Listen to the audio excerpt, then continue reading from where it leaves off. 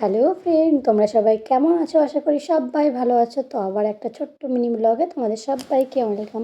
তো দেখো, অনেক দিন পর, অনেক মাস পর আমরা দুজনে একটু বেরোলাম। মাঝে মাঝে বেথুয়া যাই, কিন্তু কৃষ্ণনগর তো যাওয়াই হয় না। প্রথমে বেথুয়া এসে জেট থেকে একটু শপিং করে নিলাম বর্ণসায়ের জন্য। তারপরে দুজনে মিলে আমাদের পক্ষীরাজকে নিয়ে বেরিয়ে পড়লাম। ছেলেটাকে বাড়িই রেখে এসেছিলাম। তো দুজনে এত সুন্দর লাগছিল, দুজনে সময় কাটাতে, সত্যি বলছি। তারপর অনেক দিন পর তো মাদা ছাটে এসেছিলাম, আর এত সুন্দর করেছে মাদা ছাটটা, তোমরা না দেখলে বিশ্বাসই করতে পারবে না।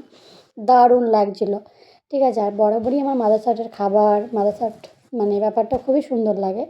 তো এইখানে আমরা দুজনে বসেছিলাম আর অর্ডার করছিলাম, দেখছিলাম কি অর্ডার করবো। তো এখানে করেছিলাম ক্রিপসি চিলি বেবিকর্ন, আর এখানে করেছিলাম ফিশ ফিঙ্গার, যেগুলো আমাদের খুবই প্রিয়। ঠিক আছে, তারপরে মেন কোর্সে ছিল বাটার নান, চিকেন কষা। ঠিক আছে, এইসব খেয়ে আমরা বেথুয়া থেকে বিরিয়ানি হাউস থেকে বিরিয়ানি নিয়ে বাড়ি চলে এলাম।